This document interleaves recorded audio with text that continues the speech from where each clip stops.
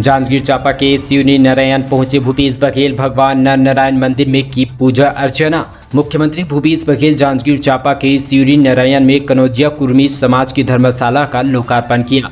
इस दौरान मुख्यमंत्री को कृषकों का प्रतीक चिन्ह हल भेंट किया गया। कुर्मी समाज कृषक समाज के रूप में जाना जाता है और इन्हीं चिन्ह को वे अपने समाज के प्रतीक चिन्ह के रूप में देखते हैं। इससे पहले मुख्यमंत्री भूपेश बघेल भगवान नर नारायण मंदिर पहुंचे। मंदिर में विधिवत पूजा अर्चना कर उन्होंने प्रदेशवासियों की सुख समृद्धि और खुशहाली के लिए कामना की। मुख्यमंत्री भूपेश बघेल मेला स्थल पर बनाए गए मंच पर पहुंच गए। कुछ देर बाद वहां पर जनसभा को संबोधित करे। इससे पहले जिले के भारतीय जनता युवा मोर्चा के कार्यकर्ताओं को पुलिस ने उनके घर पर नजरबंद कर दिया। कार्यकर्ता बेरोजगारी सहित अन्य मुद्दों को लेकर विरोध प्रदर्शन करने वाले थे। फिलहाल इसे लेकर राजनीति शुरू हो गई है। नक्सलियों के खिलाफ बड़े ऑपरेशन की तैयारी। नक्सलियों के खिलाफ ऑपरेशन मानसून। जंगल में बारिश में भी घुस रही है फोर्स। नक्सलियों के खिलाफ छत्तीसगढ़ पुलिस ने ऑपरेशन मानसून शुरू कर दिया है। आमतौर पर हर साल बारिश में जंगलों के भीतर ऑपरेशन बंद कर दिया जाता है। नक्सली इसका फायदा उठाकर गांव में आसानी से घुसकर नई भर्ती के प्रयास करते हैं। मानसून में फोर्स का मूवमेंट बंद होने से उन्हें तैयारी का मौका मिल जाता है। पुलिस ने इस साल बस्तर में भारी बारिश के बाद भी ऑपरेशन बंद नहीं किया है। डीआरजी, एसटीएफ और अर्धसैनिक बल की संयुक्त टीम लगातार जंगल में ऑपरेशन कर रही है। धमतरी और महासमुंद में नक्सल ऑपरेशन के लिए स्पेशल डीआरजी की पोस्टिंग उसी प्लानिंग पर की गई है। पहली बार नक्सल मोर्चे पर 4 डीआरजी की पोस्टिंग की गई है। पहली बार रायपुर रेंज के भीतर नक्सल ऑपरेशन के लिए भी अलग से पोस्टिंग की गई है। डीआरजी के एल ध्रुव को गाजियाबाद, धमतरी और महासमुंद में नक्सल विरोधी ऑपरेशन के लिए कमान सौंपी गई है। एक ही राज्य में एक कर्मचारी अधिकारी को मिल रहे हैं 3 तरह के महंगाई भत्ते से विवाद गहराया। सियासत भी तेज हो चुकी है। एक ही राज्य में कर्मचारी अधिकारियों को मिल रहे 3 तरह के महंगाई भत्ते ने विवाद गहरा दिया है। आलम यह है कि कर्मी आंदोलनरत है तो सदन में सियासत गर्म है। प्रदेश में कर्मचारी अधिकारी केंद्र के समान 34% महंगाई भत्ता, गृह भाड़ा भत्ता तथा 7वां वेतनमान के लिए अड़े हुए हैं। ऐसे में कलमबंद हड़ताल से हर वर्ग को नुकसान उठाने की मजबूरी बन गई है। राज्य सरकार ने 25 से 29 जुलाई के बीच आंदोलन के बाद हड़तालियों का वेतन काटने का निर्देश दिया है। तो यही मामला साथ ही आग में घी डालने जैसा हो गया है। एक बार फिर से कर्मी अनिश्चितकाल हड़ताल करने के मूड पर है। ऐसे में जानकारों का कहना है कि सरकार को महंगाई भत्ता की असमानता को दूर करने के लिए समाधान खोजने की जरूरत है। बिलासपुर से बड़ी खबर। पेंटिकार बेस किचन व स्टेशन के फूड यूनिट की होगी औचक जांच। साथ ही यहां पर IRCTC 20 दिन विशेष अभियान चलाया जाएगा। इस दौरान पेंटिकार बेस किचन व जितने भी स्टेशन हैं वहां संचालित फूड यूनिट की औचक जांच की जाएगी। इसके लिए अधिकारियों को नामित किया गया है। सभी को अलग अलग ट्रेनों की जिम्मेदारी सौंपी गई है। अभियान सोमवार से शुरू कर दी गई है। एरिया के मैनेजर जेराल्ड सोरेन ने बताया कि इस तरह विशेष अभियान साथ ही IRCT की ओर से समय समय पर चलाए जाते हैं। कुछ महीने पहले 10 दिन के लिए मुहिम चलाई गई थी। साथ ही इस बार 20 दिन की जांच का निर्देश दिया गया। मत चलेगा। इस दौरान ट्रेनों को पेंटिकार में दबिश दी जाएगी। जांच के दौरान सफाई, खानपान की क्वालिटी, मैनेजर से लेकर कर्मचारी तक का इकाई, मेडिकल कार्ड और साथ ही यूनिफॉर्म सभी देखे जाएंगे। पहला दिन होने के कारण जांच उतनी बेहतर नहीं हो पाई। साथ ही मंगलवार से इस अभियान को और तेज किया जाएगा। छत्तीसगढ़ के सरकारी कर्मचारी 22 अगस्त से हड़ताल पर। सरकारी आदेश के खिलाफ नारेबाजी, आदेश की प्रतिक्रिया जलाई। इस बार टीचरों ने हाथ पीछे खींचे। साथ ही दोस्तों, छत्तीसगढ़ अधिकारी कर्मचारी फेडरेशन ने 22 अगस्त 2022 से एक बार फिर से आंदोलन का ऐलान कर दिया है। बीते 25 से 29 जुलाई तक कर्मचारियों ने हड़ताल रखी थी। इसके बाद प्रशासनिक आदेश जारी हुआ कि कर्मचारी की हड़ताल का रवैया अनुशासनहीनता है। हड़ताल के दिनों का वेतन नहीं मिलेगा। इस आदेश से कर्मचारी संगठन बौखला गए हैं। अब यह एक बार फिर से हड़ताल का ऐलान कर दिया है। साथ ही छत्तीसगढ़ प्रदेश तृतीय वर्ग कर्मचारी संघ के प्रांतीय अध्यक्ष अजय तिवारी और संरक्षक विजय कुमार झा ने बताया कि यह कर्मचारी के जले पर नमक छिड़कने की तरह है। एक तो महंगाई भत्ता और भाड़ा भत्ता नहीं दिया जा रहा, ऊपर से कार्रवाई करने का आदेश जारी किया। कर्मचारी संगठन के पदाधिकारियों ने इस आदेश का विरोध एक बार फिर से बैठक पर की और साथ ही फिर से आदेश दिया कि यहां पर जलाकर आंदोलन का ऐलान कर दिया है।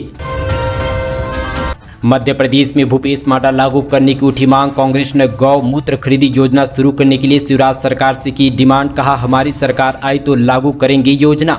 छत्तीसगढ़ के मुख्यमंत्री भूपेश बघेल ने हरेली पर्व के दिन गौमूत्र खरीदी योजना की शुरुआत की। साथ ही भूपेश मॉडल को लागू करने अब साथ ही मध्य प्रदेश में भी मांग होने लगी है। मध्य प्रदेश कांग्रेस कमेटी ने शिवराज सरकार से गौमूत्र खरीदी योजना लागू करने की मांग की। कांग्रेस का कहना है कि हमारी सरकार आई तो इस योजना को मध्य प्रदेश में लागू करेंगे। कमर्शियल एलपीजी के दामों में गिरावट, जाने कितना सस्ता हुआ आज सिलेंडर। देश में बढ़ती महंगाई की मार से शायद ही कोई अब तक बच पाया है। एक तरफ जहां खाने की चीजें की कीमतें तेजी से इजाफा हुआ है, तो वहीं कमर्शियल एलपीजी ने भी परेशानी बढ़ाई हुई है। मगर अब थोड़ी ही सही लेकिन राहत भरी खबर सामने आई है। तेल विपणन कंपनियों ने 1 अगस्त 2022 सोमवार यानी आज को उपभोक्ताओं को एक बड़ी राहत देते हुए 19 किलो के कमर्शियल एलपीजी सिलेंडर की कीमतों में कमी कर दी है। बता दें कि आज 36 रुपये की कटौती की गई है। छत्तीसगढ़ की राजधानी रायपुर में आज से कमर्शियल एलपीजी गैस सिलेंडर की कीमत 2181 रुपये में मिलेगी। छत्तीसगढ़ में पिछले 5 दिनों से बढ़ा तापमान, कल से मिल सकती है राहत। राजधानी में लगातार 5 दिनों से अधिकतम तापमान 32 डिग्री सेल्सियस से अधिक दर्ज किया जा रहा है। न्यूनतम तापमान में भी बढ़ोतरी दर्ज की गई है। राजधानी में साथ ही रविवार को अधिकतम तापमान 34.4 डिग्री सेल्सियस और न्यूनतम तापमान 26.2 डिग्री सेल्सियस दर्ज की गई है। मौसम वैज्ञानिकों का कहना है कि एक दिन के बाद मौसम बदलेगा और अधिकतम न्यूनतम तापमान में गिरावट दर्ज की जाएगी, जिससे राहत मिलेगी। साथ ही 5 दिनों से राहत में बारिश नहीं हो रही है। हालांकि रविवार को शहर के कुछ इलाकों में बारिश देखने को मिली। इससे जो है प्रदेश में साथ ही 2 अगस्त को कुछ स्थानों पर हल्की से मध्यम वर्षा होने अथवा गरज चमक के साथ छींटे पड़ने की संभावना है। प्रदेश के 1 या 2 स्थानों पर गरज चमक के साथ वज्रपात की होने की भी संभावना जताई गई है।